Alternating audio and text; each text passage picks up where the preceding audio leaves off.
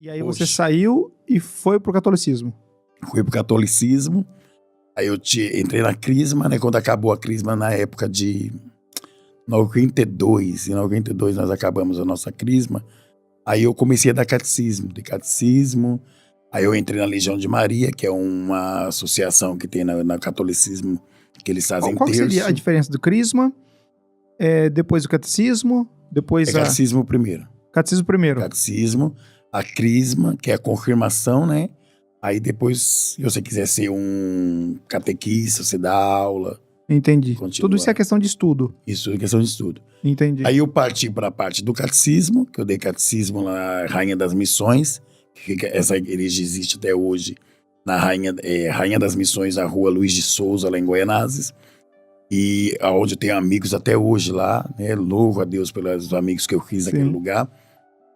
E eu dei catecismo, e eu comecei a liderar um grupo de jovens que existe até hoje também, até há 30 anos, se não me falha a memória, esse grupo, que é o Junac.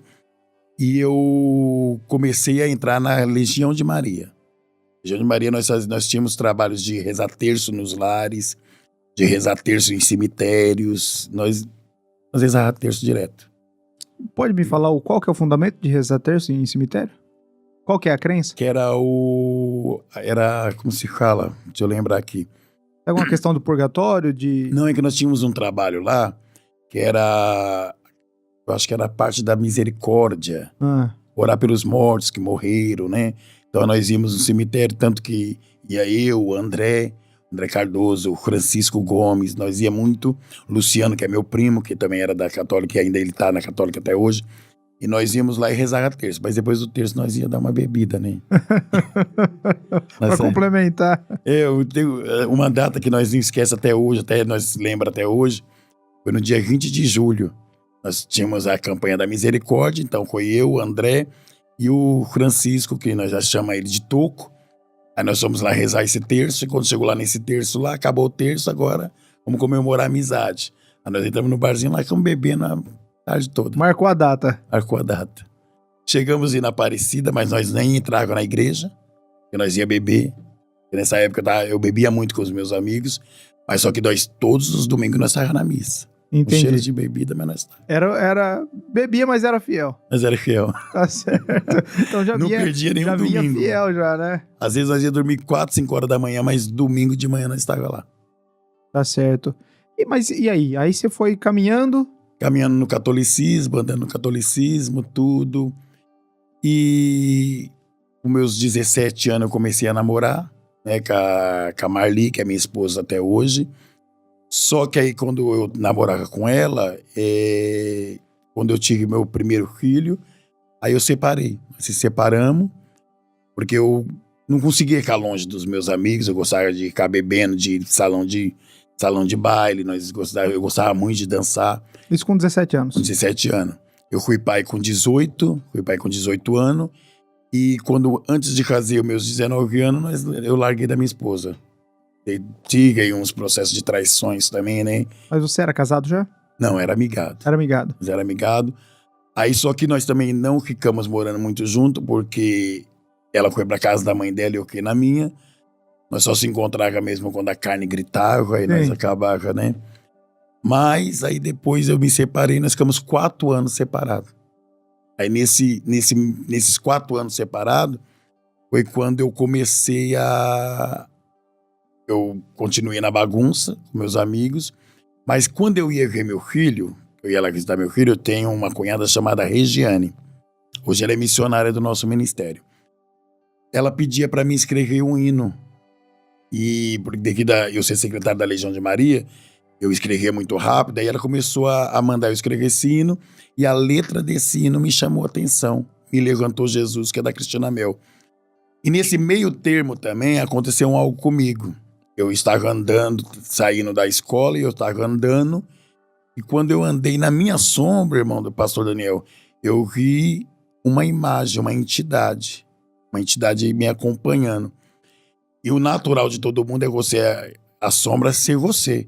E eu abri as minhas pernas e a minha sombra não estava com a perna aberta. Não acompanhava? Eu não acompanhava, ela parou, a mão da sombra, eu estava com a mão na perna, a mão estava na cintura, como se fosse uma mulher. Eu vi na minha sombra uma mulher. E aquilo me preocupou.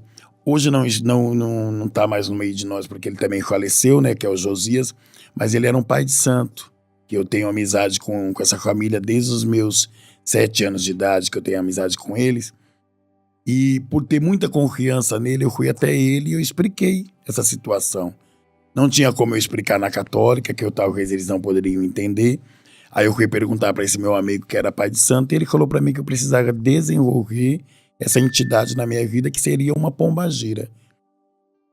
E eu comecei a me desenvolver, mas porém na rua lá tinha muitos irmãos lá da católica, então não tinha como, né? Todas as sextas-feiras ter toque de macumba e eu tá lá. Aí eu peguei, Que é o batuque lá que a gente É usa. o batuque. Eles tinham batuque, então todas as sextas eu tava lá, então eu comecei a me preocupar com isso. Aí foi quando eu saí e eu conversei com ele, ele me indicou uma outra mãe de santo.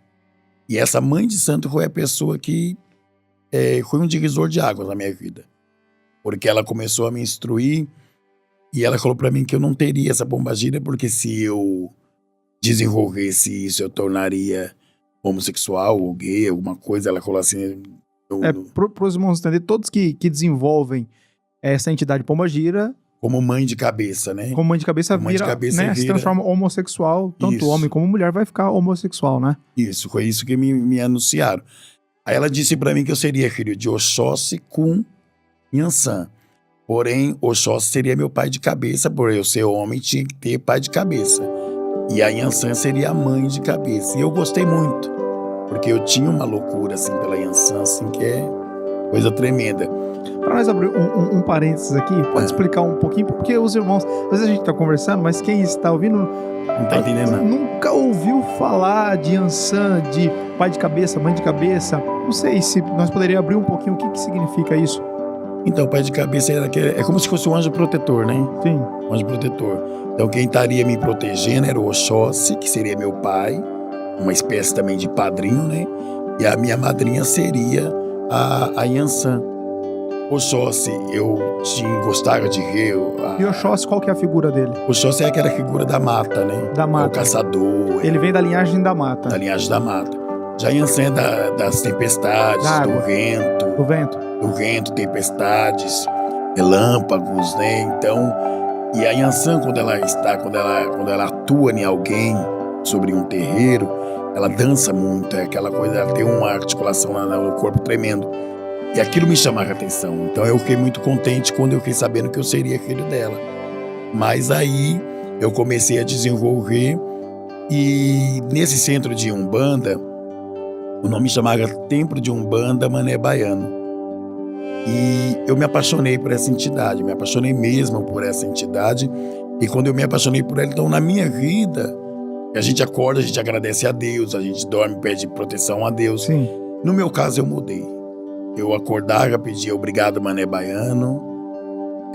Obrigado isso, Mané Baiano, obrigado por essa noite, obrigado por essa tarde. Se tornou seu Deus. E não falava mais de Deus. Tinha muito, anunciava muito também Maria, porque eu gostava de falar minha Nossa Senhora, obrigado. Mas o Mané Baiano se tornou tudo na minha vida. E eu tinha muita vontade de conversar com o Mané Baiano. Quando a minha mãe de santo recebia essa entidade, eu achava uma coisa muito, muito linda, muito gostosa de ver. E no dia que ela desceu no terreiro, ela disse assim: olha, para os meus filhos a consulta é de graça. Essa não é uma pessoa que se alegrou. Fiquei muito contente, muito alegre. Eu falei, nossa, agora vai ser a primeira vez que eu vou conversar com ele. E quando chegou a minha vez, eu fui me ajoelhar. Ele não deixou eu me ajoelhar. Que é o Mané Baiano. Mané Baiano. Eu fui me ajoelhar e ele falou assim: moço, você não. Aí eu quis saber por quê. Fiquei meio... Me prostrei assim, me inclinei para ouvir a voz dele. E ele pegou e falou assim: você não pertence a esse lugar. Eu não posso fazer nada por você. Você pertence àquele lá de cima. Naquele momento eu fiquei com muita bronca. Eu falei: o que eu estou fazendo aqui? Aí eu peguei e saí. Eu falei: se aqui não é meu lugar, então não vou ficar aqui mais. Mas eu fiquei com bronca, porque eu gostava de estar ali. Aí eu voltei para a católica e fiquei na católica. Mas aí também não demorou muito. Aí eu saí e já fui para a evangélica. E como que foi isso? Você foi num culto? Alguém te convidou? Então, devido àquele hino que eu te falei, né, que eu escutava, Ah, que mas você escreveu ele? já tinha ido em alguns cultos na Deus é Amor com a minha prima, que hoje em dia é falecida, e eu fui morar em Santo André. Quando eu fui morar em Santo André, uma irmã missionária Sunaí, que hoje também não é, todo mundo morre, né? Que também hoje Tá não com tá. Jesus. Tá tudo com Jesus já. Ela não está mais conosco, mas quando ela me fez o convite, ela falou, vamos na igreja comigo? Aí eu falei, vamos. Aí eu comecei a ir, gostei através dos louvores e aceitei Jesus. Isso foi em agosto de 99. Aí depois daí nunca mais parei.